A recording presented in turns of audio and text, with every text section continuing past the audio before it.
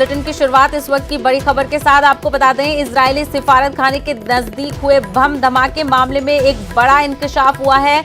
इस मामले में जैश उल हिंद ने धमाके की जिम्मेदारी ली है। आपको बता दें, बेहद अहम जानकारी इजरायली सिफारत खाने के नजदीक हुए बम धमाके के हवाले से हम आपको बता रहे हैं। जैश उल हिंद ने एक पोस्ट में ये दावा किया है कि तंजीम के दावे की एजेंसियां जांच कर रही हैं। जराये के हवाले से खबर है, हम आपको बता रहे हैं। जैश उल हिंद के बारे में एजेंसियों के पास फिलहाल ज्यादा जानकारी नहीं है। हालांकि जैश उल हिंद की तरफ से एक पोस्ट किया गया है जिसमें उसने दावा किया है कि जो इस्राएली सिफारत खाने के नजदीक धमाका हुआ है उसकी जिम्मेदारी जैश उल हिंद लेता है। आपको बता दें, जराये के हवाले से हमारे पास खबर है, जैश उल हिंद के बारे में एजेंसियों के पास अभी ज्यादा जानकारी नहीं है। तफ्तीशकारों को बैटरी के टुकड़े मिले हैं। जाए वाकया से धमाका करने के लिए टाइमर का भी इस्तेमाल किया गया था। तो सुबह से इस बड़ी खबर पर हमारी नजर बनी हुई है। दिल्ली में इजरायली सिफारत खाने के पास आईईडी धमाके में एक बड़ा इंकशाफ सामने आ रहा है जिसमें जैश उल हिंद ने धमाके की जिम्मेदारी लेने का दावा किया है। जैश उल हिंद ने एक पोस्ट किया है जिसमें उसने ये दावा किया है इजरायली सिफारत खाने के नजदीक हुए धमाके की जिम्मेदारी की बात उसने अपने इस पोस्ट में कही है। चलिए मजीद तफसीलात हासिल करेंगे। हमारे नुमाइंदे शैलेंद्र हमारे साथ जुड़ रहे हैं। शैलेंद्र, बेहद बड़ा इंकशाफ सामने आया है। जैश उल हिंद ने धमाके की जिम्मेदारी का पोस्ट किया है।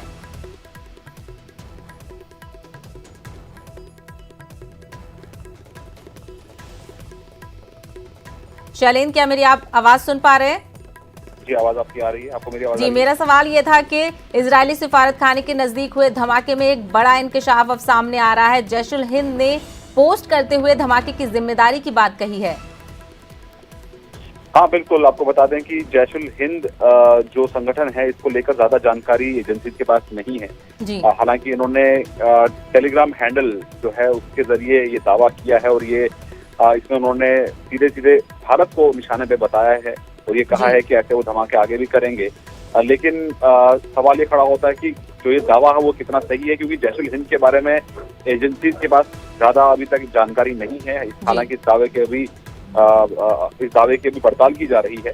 लेकिन इसी बीच आपको बता दें कि एजेंसी अभी किसी निष्कर्ष पर नहीं पहुंची है, कोई कंक्लूजन पर नहीं पहुंची है, क्योंकि अभी फिलहाल पूछताछ जारी है। इसके पीछे किसका हाथ है ये भी अब तक साफ नहीं है। और आपको ये भी बता दें कि जिस तरह से खबरें चल रही थी और ये जो चिट्ठी बाहर मिली है इजरायल एम्बेसी के बाहर, जिसमें कहा गया है कि ईरान के 2 लोगों का जो मर्डर हुआ था, जिसमें एक जनरल है और एक साइंटिस्ट, न्यूक्लियर साइंटिस्ट है, उसका ये बदला है। तो ऐसे में ईरान पर भी शक की सुई है, लेकिन अभी तक ये कहना मुश्किल है कि ये ईरान का इसमें हाथ हो सकता है या नहीं, या ईरान और भारत के जो संबंध हैं उनको ठेस पहुंचाने के लिए ये कोई ऐसी साजिश हो सकती है। इन तमाम सवालों के अब तक जवाब मिले नहीं है। और हालांकि आपको बता दें कि इस पूरे मामले को लेकर भारत बहुत संभल कर चल रहा है, क्योंकि भारत के संबंध ईरान और इजरायल दोनों से बहुत अच्छे हैं। तो ऐसे में किसी भी निष्कर्ष पर पहुंचने के लिए भारत पहले जो पूरी जांच करेगा उसके बाद ही इस पर कोई ऑफिशियली कोई कमेंट किया जाएगा। लेकिन फिलहाल आपको बता दें कि एनआईए भी इस मामले को जल्द अपने इसकी पड़ताल कर सकती है, इस पूरे धमाके की। तो एनआईए के पास जब ये मामला चला जाएगा तो इसके माना जा रहा है कि आतंकी घटना हो सकती है। हालांकि इसको ऑफिशियली अब तक इंडिया ने डिक्लेयर नहीं किया है, इजरायल को आतंकी घटना मान रहा है। और वही इसी बीच मोसाद की टीम भी अब से कुछ देर बाद दिल्ली पहुंच जाएगी। माना जा रहा है कि वो भी इसमें भारतीय एजेंसियों के साथ मिलकर काम। हालांकि जो तमाम बड़ी एजेंसियां हैं हिंदुस्तान की, वो इसकी जांच में लगी हुई हैं। हमने पोस्ट में देखा शैलेंद्र, ये कहा गया है कि I strike in the heart of Delhi. तो इस लाइन से क्या मतलब निकाले जा सकते हैं कि सीधा दिल्ली के दिल को कहीं ना कहीं वार करने की कोशिश की गई है? देखिए, इसमें जो ये दावा है वो कितना सही है देखने वाली बात होगी। हालांकि इसमें जो कमेंट किया गया है जिसमें कहा गया कि दिल्ली के दिल में ये हमला किया गया है और जैश उल हिंद के नाम से ये आतंकी संगठन है। आपको ये भी बता दें कि हालांकि एजेंसी अभी किसी कंक्लूजन पर नहीं पहुंची है, लेकिन पाकिस्तान का भी इसमें हाथ होने से इनकार नहीं किया जा सकता, क्योंकि लगातार हमने देखा है कि कोशिश की जाती रही है कि जो संबंध हो देशों के बीच में, और भारत की धरती का इस्तेमाल किया गया इस तरह के हमले को कराने के लिए। तो ऐसे में जब तक ये साफ नहीं हो जाएगा कि जैश उल हिंद कौन है और संगठन के पीछे कौन लोग हैं, तब तक कहना मुश्किल होगा कि क्या वाकई ये दावा सही है या नहीं। लेकिन इसी बीच आपको बता दें कि एनएसए अजीत डोभाल ने भी इस पूरे मामले की जांच की वो खुद निगरानी कर रहे हैं। कल उनकी बात इजराइल के एनएसए से भी हुई थी और वहीं इसी बीच प्रधानमंत्री मोदी को भी जांच के बारे में जानकारी दी जा रही है और इजराइल को भरोसा दिया गया है कि उनका दूतावास और उनकी एम्बेसी और उनके डिप्लोमेट्स को पूरी सुरक्षा दी जाएगी। इस तरह की एश्योरेंस भारत की तरफ से मल्टीपल लेवल पे गई है, जिसमें विदेश मंत्री जयशंकर ने भी एश्योरेंस अपने काउंटर पार्ट को इजराइल में दी है। तो ऐसे में कुल मिलाकर फिलहाल इस पूरे मामले की जांच चल रही है। जांच में अभी तक कुछ सामने नहीं आया है। हालांकि बताया जा रहा है कि सीसीटीवी कैमरा से ये पता चला है कि वहां पर एक गाड़ी आई थी, एक कैब पहुंची थी, उस कैब ड्राइवर से भी फिलहाल पूछताछ चल रही है और उस कैब से 2 लोग उतर के उन्होंने बॉम्ब वहां पे प्लांट किया है। इस तरह की खबरें भी कंफर्म आ रही हैं सामने। हालांकि अभी तक जो दावा किया जा रहा है जैश उल हिंद का, ये लोग कौन है, इनका मकसद क्या था, ये तक सामने अभी बिल्कुल मकसद साफ पता नहीं चल पाया। हालांकि जो इजरायली सिफारतखाने की तरफ से भी जो बयान आया है शैलेंद्र के, जो वो हिंदुस्तान के साथ मिलकर इसमें तमाम कार्रवाई करेगा, तो ऐसे में क्या लगता है कि जो अब तफ्तीश करने की जो स्पीड है उसको बढ़ा दिया जाएगा इस इंकशाफ के बाद? देखिए, चौंकाने वाली बात यह है कि जो लेटर बाहर से मिला है, इजराइल दूतावास के बाहर से, उसमें लिखा था कि ये ट्रेलर है और जो ये दावा किया जा रहा है जैश उल हिंद की तरफ से, उसमें कहा गया है कि ऐसे और भी धमाके होंगे भारत के अलग अलग शहरों में। तो जाहिर तौर पर इसके बाद एजेंसीज अलर्ट पर हैं। कल ही हमने देखा कि सीआईएसएफ की तरफ से भी सभी एयरपोर्ट्स को, सभी इंपॉर्टेंट इंस्टॉलेशंस को, गवर्नमेंट बिल्डिंग्स को हाई अलर्ट पर डाल दिया गया था। हालांकि ये कोई इस धमाके को हल्के में बिल्कुल नहीं लिया जा रहा है, लेकिन ध्यान देने वाली बात यह है कि जिस वक्त कल मीटिंग रिट्रीट शुरू होने वाली थी, शुरू होने से ठीक 10 मिनट पहले ये धमाका हुआ था और उस वक्त मीटिंग रिट्रीट में पीएम मोदी, राष्ट्रपति कोविंद और होम मिनिस्टर अमित शाह भी मीटिंग रिट्रीट में मौजूद थे, जो कि इस धमाके की स्पॉट से सिर्फ 2 किलोमीटर की दूरी पे है। तो ऐसे में जब ऐसे सिक्योरिटी के माहौल में अगर धमाका होता है तो कई सवाल खड़े होते हैं, एजेंसीज पर भी सवाल खड़े होते हैं कि इतनी टाइट सिक्योरिटी के दौरान अगर ऐसा धमाका, आईईडी का धमाका दिल्ली में होता है, भले ही उसकी इंटेंसिटी लो थी लेकिन इसकी गूंज बहुत दूर तक जाएगी। वहीं इसी बीच ये भी देखना होगा कि इस एजेंसी, इस संगठन का कोई और मकसद भी है या नहीं। अगर ये दावा इनका सही हुआ तो ऐसे में न सिर्फ दिल्ली बल्कि पूरा देश इस वक्त अलर्ट पे है इस धमाके के बाद और सभी की निगाहें इस बात पर हैं कि ये सब सामने आए कि कौन लोग इस धमाके के पीछे, उनका मकसद क्या रहा। बिल्कुल। तो शैलेंद्र, फिलहाल हिंदुस्तान या फिर पाकिस्तान या इजराइल की तरफ से इस हवाले से कोई बयान सामने आया है अभी या नहीं? देखिए, फिलहाल जो बयान सामने आए हैं, जिसमें इजराइल दूतावास की तरफ से भी स्टेटमेंट सामने आया था, इजराइल के एम्बेसडर रॉन माल्का का स्टेटमेंट सामने आया था, जहां पे उन्होंने कहा है कि वो भारतीय एजेंसी के साथ मिलकर काम कर रहे हैं। हालांकि कल के धमाके में एम्बेसी ऑफिशियल या एम्बेसी बिल्डिंग को कोई नुकसान नहीं पहुंचा है और इस पूरे मामले को लेकर भारत ने मल्टीपल लेवल पर एश्योरेंस दिया है इजराइल को, क्योंकि इससे पहले भी आपको याद दिला कि 2012 में भी ऐसा ही एक धमाका इजराइल एम्बेसी की एक गाड़ी में हुआ था, जिसके ऊपर स्टिकी बॉम्ब यूज किया गया था और उसमें बैठी एक डिप्लोमेट की वाइफ उसमें जख्मी हुई थी उस धमाके के दौरान। हालांकि उसके बाद भी एजेंसी लगातार उसकी जांच करती रही और कई बार इसमें ईरान का भी नाम सामने आया था, इजराइल ने उनका आरोप लगाया था। लेकिन अब इस रिसेंट इंसिडेंट से न सिर्फ भारत बल्कि इजराइल और दुनिया इस धमाके को करीब से समझ रही है, क्योंकि जिस दिन ये धमाके को चुना गया, एक तो वो दिन ऐसा दिन था जब भारत और इजराइल के संबंधों के 29 साल पूरे हो रहे थे। जो डिप्लोमेटिक टाइज हैं उनके 29 साल कल ही पूरे हुए हैं और कल ही ये धमाका कराया गया। और वहीं दूसरा 26 जनवरी से 3 दिन के अंदर ही 29 जनवरी को ये धमाका किया गया, जिस दिन मीटिंग रिट्रीट होती है। उस टाइम हाई वीवीआईपी गेस्ट वहाँ पर मौजूद होते हैं और हाई प्रोफाइल एरिया में ऐसा धमाका होना ये अपने आप में सवाल खड़े करता है। हालांकि इस पे किसी और देश का अब तक बयान सामने नहीं आया भारत की तरफ से। और जिस तरह से शैलेंद्र हमने देखा था कि हालांकि इस धमाके के बाद सिक्योरिटी बढ़ा दी गई थी, लेकिन अब जो ये इंकशाफ सामने आया, इसके बाद लगता है कि और सिक्योरिटी में मजीद इजाफा किया जाएगा। जाहिर तौर पर फिलहाल सिक्योरिटी बिल्कुल चाक चौबंद है। एम्बेसी के पूरे एरिया को उसकी सिक्योरिटी बढ़ा दी गई है। इजराइल एम्बेसी की सिक्योरिटी भी मुस्तैद कर दी गई है। वहाँ पर डबल बैरिकेडिंग भी की गई है ताकि वहाँ पर जहाँ पे धमाका कल हुआ था उसके एविडेंस से छेड़छाड़ ना हो सके, इसलिए भी वहाँ पे एहतियात बरती जा रही है। और वहीं हमने जैसा को बताया था कि सीआईएसएफ की तरफ से भी कल सभी एयरपोर्ट्स को और सभी जो सेंसिटिव इंस्टॉलेशन हैं या फिर सरकारी बिल्डिंग्स हैं जिनकी सुरक्षा सीआईएसएफ करती है, उनकी सुरक्षा को भी खड़ा कर दिया गया, वहाँ पे अलर्ट जारी कर दिया गया है। लेकिन अब देखना ये होगा कि जांच में क्या निकलकर सामने आता है। वहाँ से जो चीजें रिकवर हुई हैं, जिसमें बताया जा रहा है कि उसमें एक कोल्ड ड्रिंक के कैन का इस्तेमाल किया गया, उसमें टाइमर का इस्तेमाल किया गया, ये बताया जा रहा है, क्योंकि वहाँ पर बैटरी के कुछ रेजिड्यू मिला है एजेंसीज को, तो हो सकता है कि टाइमर का भी इस्तेमाल किया गया हो। लेकिन फिलहाल इस पूरे मामले की जांच चल रही है, एजेंसीज भी इसमें करीबी से इसको देख रही है और मोसाद भी इसको कोऑपरेट कर रही है। तो इजरायली सिफारत खाने के नजदीक हुए धमाके में जैशुल हिंद का बड़ा इंकशाफ सामने आया है, जिसमें जैशुल हिंद ने पोस्ट करते हुए इस धमाके की जिम्मेदारी ली है। और मजीद तफसीलात हमारे नुमाइंदे शैलेंद्र हमें बता रहे थे। शैलेंद्र, तफसीलात फराहम करने के लिए बेहद शुक्रिया।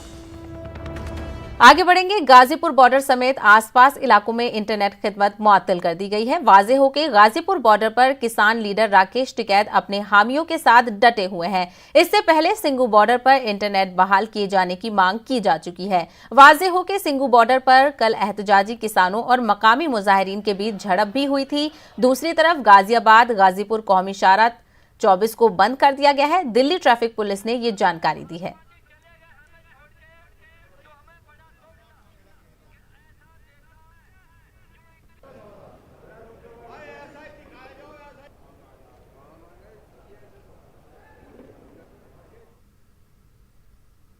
इसके अलावा पटना में किसानों की हिमायत में अजीम इत्तेहाद ने इंसानी जंजीर का एहतमाम किया, जिसमें आरजेडी लीडर मनोज झा समेत कई सियासी लीडरान शामिल हुए। इंसानी जंजीर के मौके पर कहा गया कि किसानों का एहतजाज सिर्फ पंजाब या हरियाणा का नहीं है, बल्कि पूरे मुल्क का एहतजाज है। बिहार का किसान एहतजाजी किसानों के शाना बशाना खड़ा है।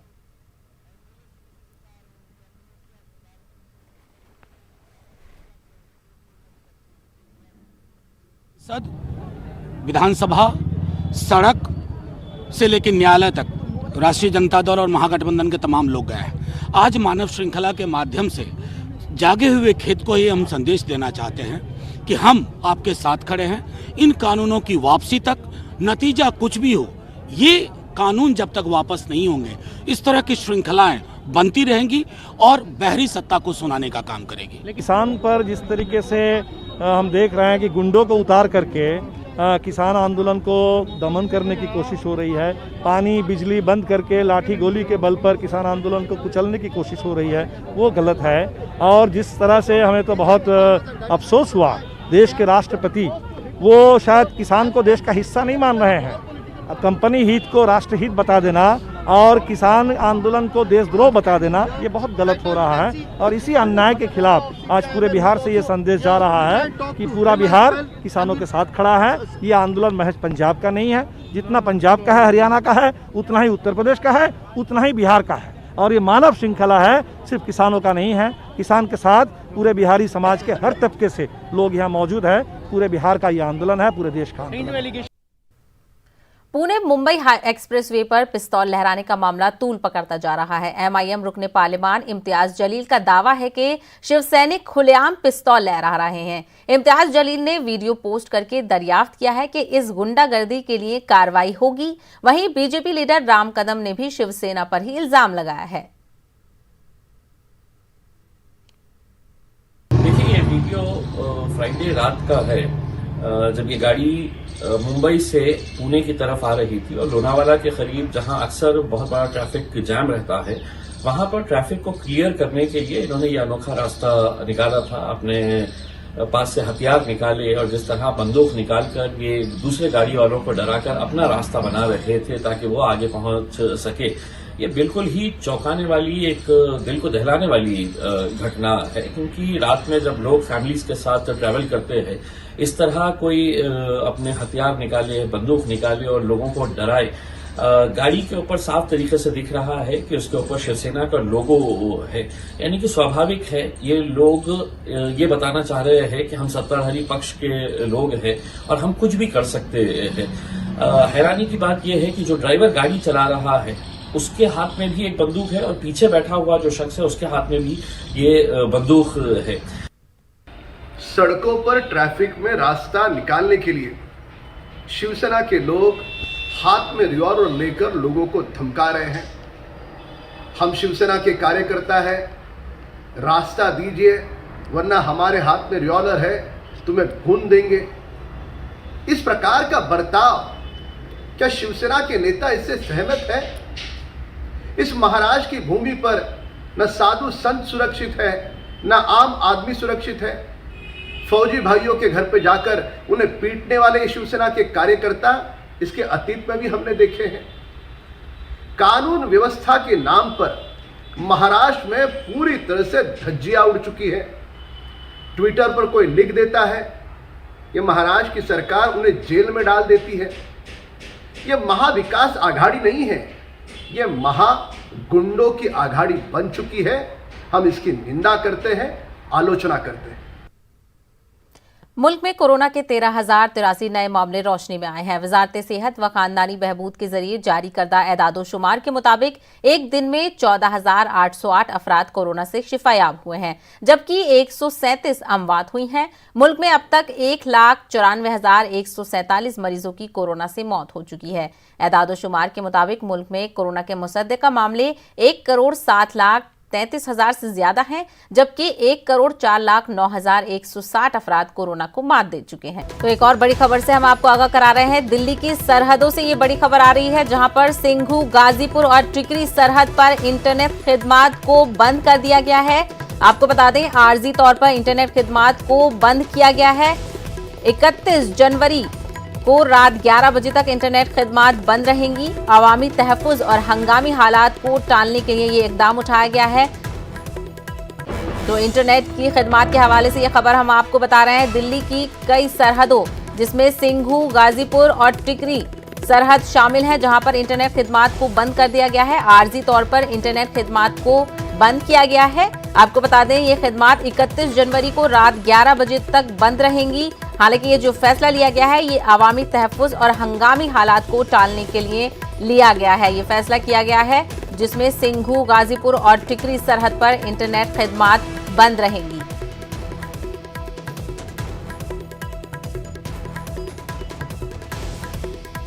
तो आपको बता दें, इंटरनेट खिदमात के हवाले से जुड़ी हुई ये खबर है, जिसमें सिंघू, गाजीपुर और टिकरी सरहद पर इंटरनेट खिदमात को बंद कर दिया गया है। अवामी तहफ़्फ़ुज़ और हंगामी हालात को टालने के लिए ये कदम उठाया गया है, जिसमें 31 जनवरी तक रात 12 बजे तक इंटरनेट खिदमात बंद रहेंगी।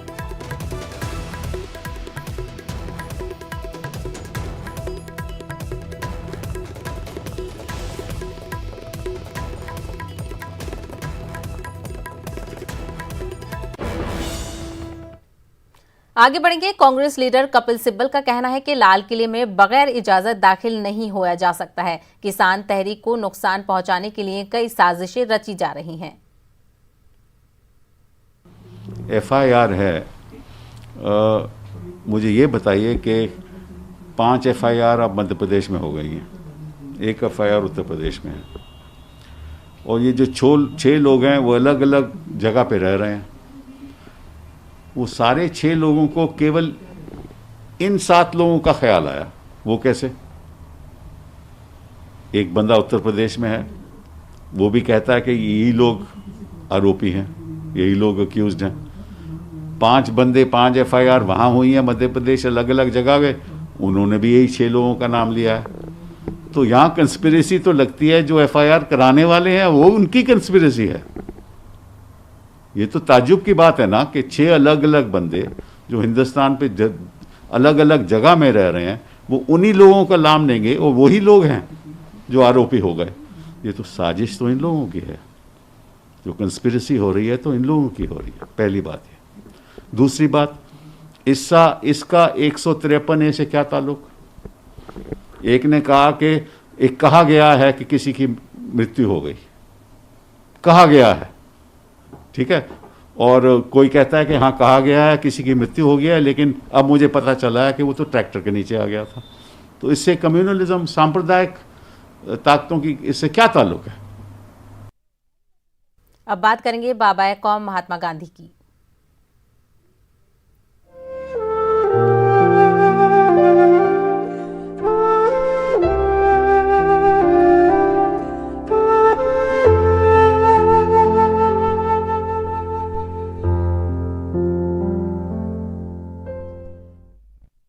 कौम आज बाबा कौम महात्मा गांधी को उनकी 73वीं बरसी पर खराज अकीदत पेश कर रही है। 1948 में आज ही के दिन महात्मा गांधी अपने कातिल की गोलियों का शिकार हो गए थे। ये दिन शहीदों के दिन के तौर पर मनाया जाता है। दिल्ली में महात्मा गांधी की समाधि राजघाट पर सर्वधर्म प्रार्थना सभा का इनेकाद किया गया। सदर जमहूरिया रामनाथ कोविंद, नायब सदर जमहूरिया वेंकैया नायडू, वजीर-ए-आजम नरेंद्र मोदी और वजीर दिफा राजनाथ सिंह ने खराज अकीदत पेश किया और महात्मा गांधी की समाधि पर गुलहाए अकीदत पेश किए। वाज़ेह हो कि महात्मा गांधी हिंदुस्तान के सियासी और रूहानी रहनुमा और आज़ादी की तहरीक के अहम तरीन किरदार थे। उन्होंने सत्याग्रह और अहिंसा यानी अदम तशद्दुद को अपना हथियार बनाया।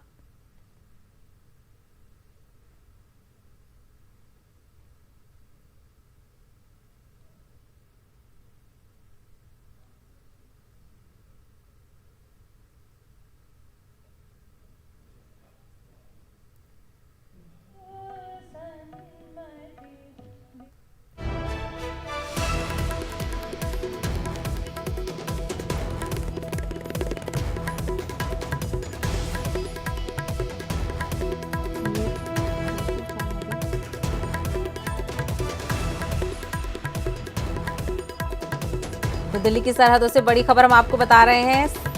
सिंघू, गाजीपुर और टिकरी सरहद पर इंटरनेट खिदमात को बंद कर दिया गया है। आर्जी तौर पर इंटरनेट खिदमात को बंद कर दिया गया है।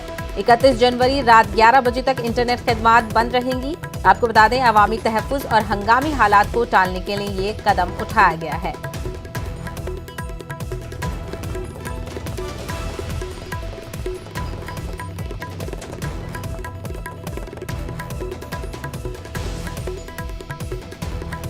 तो बेहद अहम जानकारी हम इंटरनेट खिदमात के हवाले से आपको दे रहे हैं, जिसमें सिंघू, गाजीपुर और टिकरी बॉर्डर पर इंटरनेट खिदमात को बंद कर दिया गया है। आर्जी तौर पर इंटरनेट खिदमात को बंद किया गया है। आपको बता दें कि 31 जनवरी को रात 11 बजे तक ये इंटरनेट खिदमात बंद रहेंगी, यानी कि इन तीनों इलाकों में आप इंटरनेट का इस्तेमाल नहीं कर पाएंगे 31 जनवरी की रात 11 बजे तक। और ये फैसला अवामी तहफ़्फ़ुज़ और हंगामी हालात को टालने के लिए उठाया गया है।